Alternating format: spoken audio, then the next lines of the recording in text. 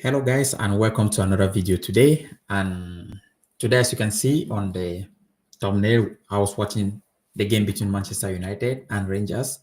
So we're going to be talking about a little bit of football. As you know, on this channel I always give you football tips on general topic, performance training and whatsoever, and also fitness, just general things about football. But anyways, this is about the Europa League games that went on this week, and I'll just look a little bit about this Thursday games. Let's check a little bit.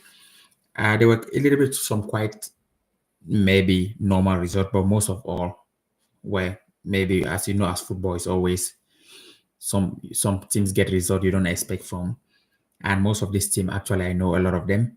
So AZ Akma and AS Roma also. Let's take for example that's AZ Akma from Holland and Roma from Italy. Strange one, but of course we never know. Border Glimt, a nice team. I follow them a lot, and so well deserved victory against Maccabi Haifa. Porto actually lose to Olympiacos. It's quite strange. I was surprised with that. Fenerbahce 0-0 against Lyon. Okay. Hoffenheim Tottenham 3-2. Malmo versus FC 20. 20 came out victorious 3-2. And Anderlecht lose to Victoria Plzen. But the game we're going to be talking about is Manchester United versus Rangers. So when I watched the game, at the beginning of the game, I was quite looking like, okay, are the players nervous? Like we remember, you remember the last game wasn't a good result for them, and Ruben Amorim was quite a little bit very annoyed, and he said some words, as people are saying in the media. For me, it's normal to say certain words, but of course, those people running the big clubs, they know what it takes and what not to say. So I think maybe they were not quite happy with what he said, that this is the worst Manchester United team ever. But anyway, that's all for debate or whatsoever. But anyways, let's look at the lineup. He went with his normal lineup, but Zexer started again as a striker. Ericsson came in actually, and Garnacho played in the place of Bruno. Then Bruno dropped as one of the central midfielder alongside young Toby Collier. Manu Goethe and Manu Goethe and Kobe Mino, Kobe Mino were all dropped to the bench. Ahmad Diallo started as a wing back as usual, as a wing back this time, and then Dego Diallo took his normal position, which is the left wing back. Young Lenioro started alongside Matias Delit with Lisandro Martinez. Pretty even game, because I didn't really see anything going forward except from the second half that okay, there was a purpose on the play, but I would look from the goalkeeper. It was quite, I don't know, was he so panicked to play because he kicks the ball so long, the simple passes he doesn't give. So that was my opinion when I was watching the game. So it was quite really surprised for me. And then Lenny Euro still nervous, hasn't settled in his still 18, so it will take time. He needs to build his body, and he needs time also, because I think because there's probably many people are expecting a lot from him, because they signed him and he's just 18 for 60 million with a very high. He came with a high, how do you call it? He came with a very high ceiling, so many people expect him to hit the ground running. But let's not forget that he's just 18 years old, so he needs time. He's very tall. He's a very tall player and looks a little bit lanky, so he needs to build some strength. And people look at him almost like, you don't look at him like a Garnacho because he's that tall, but whereas Garnacho is ahead of him in terms of age, so he's very young.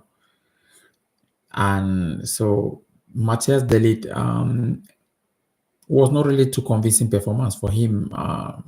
So I see why the manager took him at halftime and brought in Harry Maguire, which I still think that back four needs a very pacey defender, because I look at them. I think young Lenny Euro is going to stay, but if between Maguire and Delit, one person, I think at one point in time Maguire needs to go, so that where he plays, if you bring a pacey defender, because I think to really play and dominate or try to win the league, you need a good ball playing defender who has space. That's something we have to talk about. Then, so that's quite easy. I think Man U has to find that. Then in midfield, Toby Coyle and Bruno Fernandes. Well, I would say Bruno not his usual position, but he still played okay. Toby Coyle, we know he's still learning his trade. He's quite young, so he's allowed room for mistakes. But it wasn't a good midfield for them. So this guy, I'll talk about Ahmad and Ogate have been quite slow of recent, but I think those are the main two in midfield. And at the wing back position, had Ahmad Jallo and Diego Dalot. For Ahmad Jallo, I think he was the wing back position doesn't really suit him that way because he's the one that brings the threat to the team. So I would always like to see him ahead playing one of the number 10 position because he can attack the defenders there. And then we see Alejandro Garnacho. Actually, this game, he didn't score, but this game just made me feel like, oh my God, they shouldn't sell this player. Because first of all, when you look at him, he always wants to take on his player. He makes mistakes, of course, but when you look at his eyes, you see like he's just someone that is going to always improve because he's never shy away from responsibilities. He wants to shoot, he wants to play. But there's this thing that I have to make it clear before before maybe people see ahead of time. Between Ahmad and Alejandro Garnacho, Ahmad is playing very well now, but I feel Garnacho at one point in time will step up and be much more better player. It's not based on evidence of what I've seen because, of course, Ahmad keeps the ball very well and he protects, he runs everything. So he plays already like a mature player, to be honest.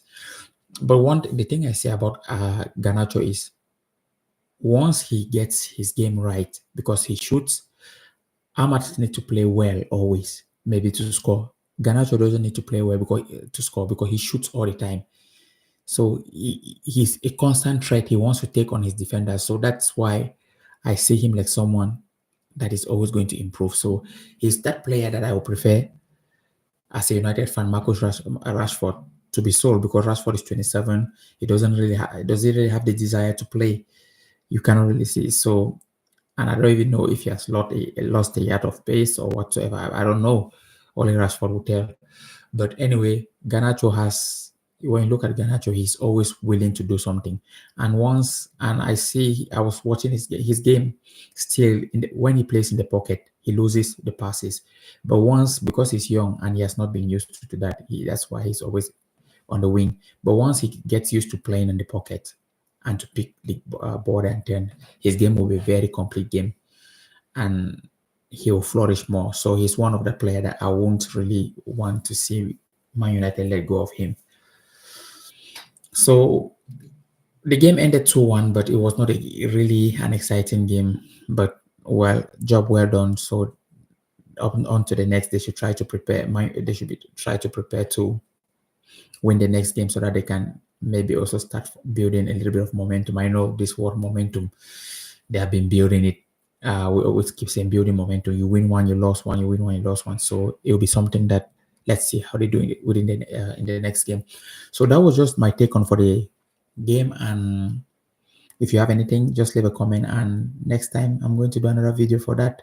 So see you guys and let's talk next time. Cheers.